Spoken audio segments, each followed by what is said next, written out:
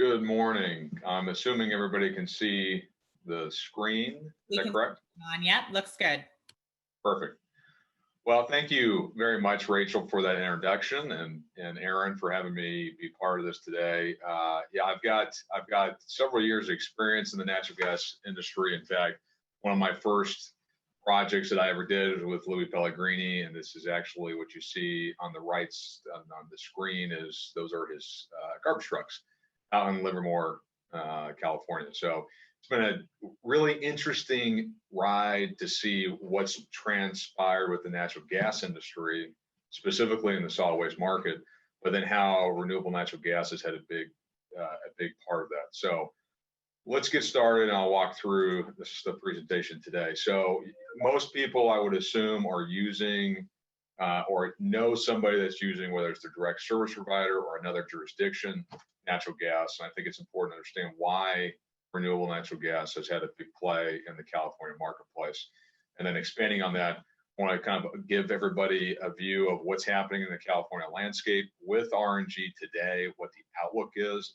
And in addition to that, as Aaron said, there are a lot of complexities and some challenges that we have to think through when it comes to 1383 and renewable gas. Frankly, I think for a lot of people, at least that we've talked to and that we work with, renewable gas is often thought to be the easiest solution to do right this second, and I think that might not be the case. And finally, I'll close with some kind of summary and next steps and a little bit about clean energy. So why natural gas, and more importantly, the renewable natural gas story? Well, I think when you think about the RNG industry, you've got to always remember and be mindful of the fleet perspective. Most people have gotten into the natural gas business because of the cost effectiveness of it. Today, it's more cost effective for most to use renewable natural gas versus diesel and electric. The OEM technology has been really, it's commercially available. It's very widely supported. It's built at the factory. So you get a lot of security and reliability that comes with making financial decisions on your fleet. And that's been a big driver of why renewable natural gas has grown exponentially in the various fleet markets. On top of that, you've got financial incentives and some tax benefits. And over time, with scale in this industry, the cost, incremental cost of the vehicles has come down. And it really is supportive of a low carbon strategy. So it works really, really well with the various programs that are out there, like the low carbon fuel standard. Not well known to a lot of people is the agriculture benefit of renewable natural gas. And as you can see on the left side of the slide, this is a perspective from CARB on what the carbon intensity rating is of various fuels.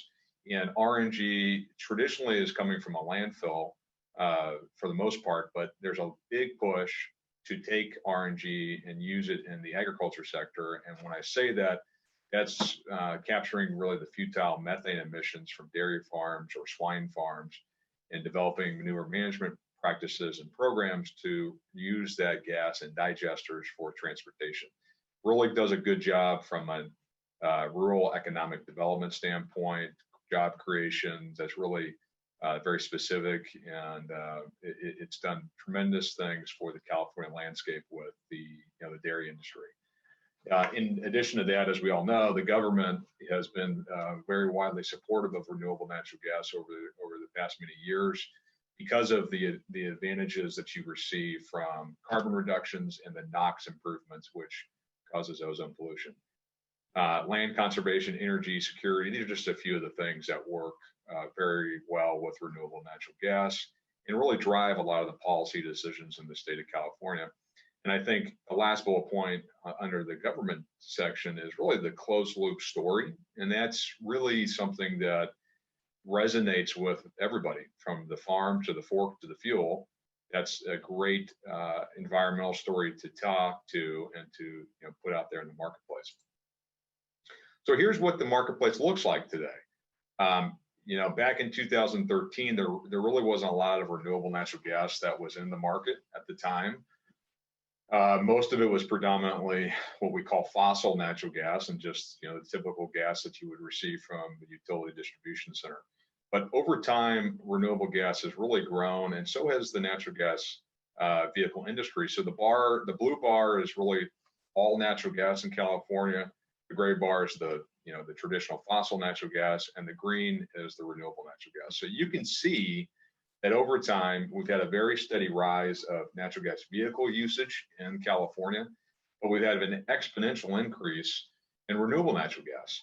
And that's been a big driver for fleet decisions, for refuse fleets or transit buses or trucking for that matter, taxis, airports, vehicles, to try to get into a good carbon reduction strategy and to use renewable natural gas. And so it's exciting to see this, and this has been something that I think the state of California really has led the nation, and you're going to see some of these trends spill over into other states as they look to develop low carbon solutions, and renewable natural gas is a part of that. So when we think about how does the future look in California, this was a study that we helped co-fund with many others back last year with GNA, which is an environmental alternative energy transportation company out of Santa Monica. They put this together. And what they wanted to do was give the view on really where's the market headed. So at the end of the day, the metrics that we use are gasoline gallon equivalents or diesel gallon equivalents. It's just a matter of converting between the two. But what you can see is that by 2024, based on their study and their communication with developers and marketers in the space, that they think that in-state homegrown production of RNG will be around 135 million gallons, in 2024. So it's exciting to see that we're now looking to turn the tide and develop projects in California. I think it's fair to say that everybody who's participating on this in this workshop really knows the challenges that we have with doing business in California at times. And so we're starting to get over some of the hurdles and see more project development. Now, when you look down at the bottom table here, this is identifying the types of projects by sector. And I want to draw everybody's attention to the high solid anaerobic digesters. There's only about 7 of them that, if everything goes as planned, are developed in the state of California. And I think that really feeds into the story of 1383. So when we think about in-state production and we think about 1383, I think my message today is that it's really challenging and it's complex, and we've got to really work together to solve this challenge. So nearly all of the RNG that we use in California today does not comply with 1383. That's a common question that I'm asked continuously is, hey, I have RNG, is it okay, and will it comply with the obligations of 1383? And the answer is no, frankly. There's 2 food waste digester projects that are at scale that are operating today that we're aware of. One is currently in the development. Those are going to be eligible to comply with 1383, but most people in the market are currently not in a position to comply using renewable gas for 1383. What we see is a lot of people have long-term RNG contracts and agreements in place with people like us or others that supply RNG to them. And what is interesting is they might make a suboptimal decision to switch to 1383 gas, as I'm calling it, versus their current supply. The previous couple slides I showed how carbon negative RNG can be when it's being consumed, and the source of that feedstock is dairy manure. Well, you have a tremendous amount of value in that fuel, and subsequently a lot of emission reductions. And so if you're going to switch from using that type of a product to using a 1383 type of gas, there are some concessions that you have to be aware of. And the big one is you might not have as much revenue associated with the fuel, and you might not be able to achieve the same greenhouse gas reductions. So that's something that I don't think a lot of people are understanding really well, and that's part of the reason I was glad to be asked to speak to that today. The other topic that I think is really relevant when it comes to considering 1383 that we get asked about a lot is, how do the wastewater treatment facilities fit into this? Because as Louis Pellegrini was talking about a hub and spoke model, that's exactly what a wastewater treatment facility can do in theory. everybody takes their wastewater and they're to a certain, large facility, it gets processed and it gets consumed. Well, when you look at wastewater and you think about that for 1383, there's a lot of folks talking about, can they take my food waste and process it at the wastewater treatment facility? And the answer is sure, but again, there are some considerations that you have to take in, have to factor in. So most wastewater treatment facilities are heavily contingent upon the low carbon fuel standard and the renewable fuel standard, because there's a lot of economics that are derived from that. And I think the big thing of anything from the wastewater discussion is that if you take food waste, you are no longer, you basically become, and I'm not gonna go into the weeds unless somebody wants to in the Q&A, but you become a D5 generator. So you are generating D5 RINs versus D3 RINs. And what I put in here is to show the delta. A D5 based on RIN prices, which are from the federal EPA Renewable Fuel Standard Program, they had a value yesterday of about $1.47 per gallon, where a D3 is $3.12 per gallon. So if you're going to switch and take food waste, you're going to have a revenue short just from the federal credit program. Additionally, most digesters don't have natural gas pipeline interconnections hooked up to them. So you might have to work with the local utility to put the infrastructure in to connect to the pipeline. That adds costs and time to projects.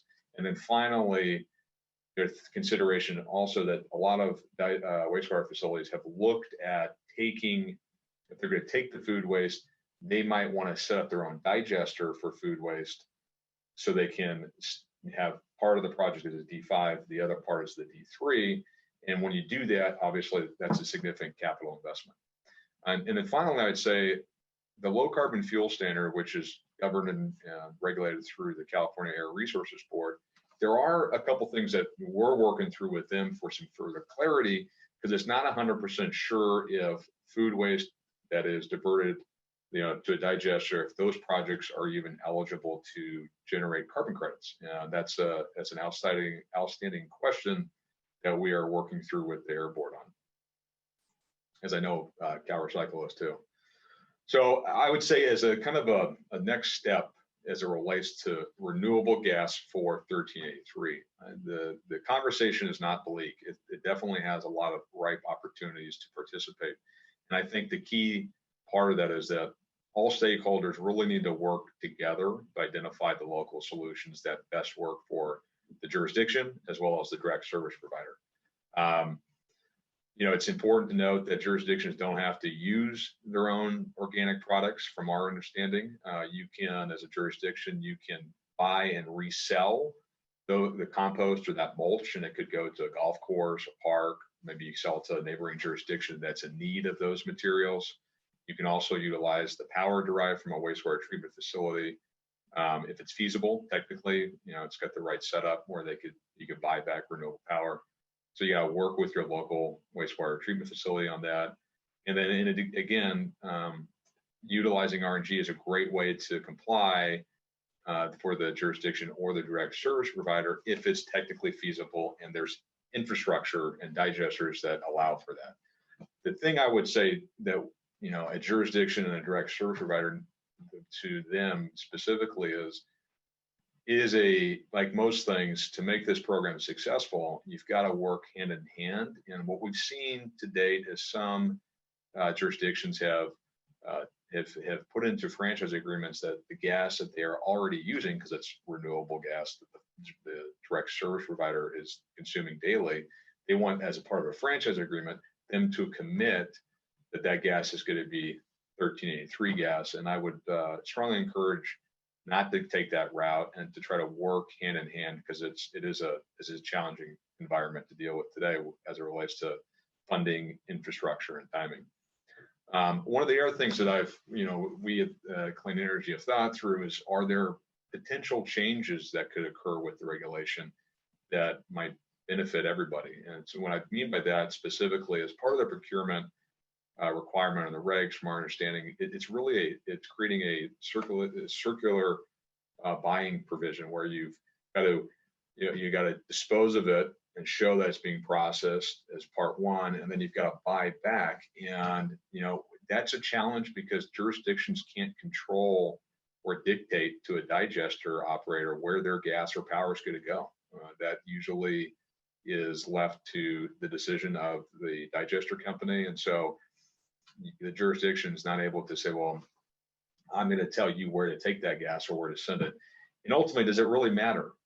It's kind of a point that we've thought through is so long as it's being diverted and going to a processing facility, that gas or that power will be consumed in the grid or in the natural gas pipeline. So does it matter that you have to connect the dots and say, well, now it's going back to the jurisdiction? We're not too sure, and that's something that we will talk and we'll continue to have dialogue with Cal Recycle on. And finally, I'd say for those in the audience, make sure you stay updated on the market changes because the RNG industry is fast, it's growing. There's a lot of investments going into it, a lot of big players and energy companies that are looking to participate in it. So stay involved, understand what's happening in California. Again, continue to work with your wastewater treatment facilities on if they're going to develop any, and implement some food waste recovery programs. And then also really keep an eye on the LCFS and the RFS, which are, have a huge impact on the value proposition of RNG. So kind of in to close this out, before questions, I'd say, Clean Energy, we're a natural gas fueling company. We design, build, operate, maintain natural gas stations throughout North America. We've got a heavy presence in the solid waste industry, which has been a core market of ours. Technicians, grant support, sell through public stations, et cetera. And we're big into the renewable gas space, obviously. We've, in 2019, sold and distributed about 143 million gallons of renewable natural gas, which is about 56% of the total RNG industry. And we think that will be pretty comparable to the 2020 numbers when we publish those. So thank you again for allowing me to speak. Appreciate the opportunity and happy to work with anybody here as a follow-up after today too. Oh, great. Thank you so much.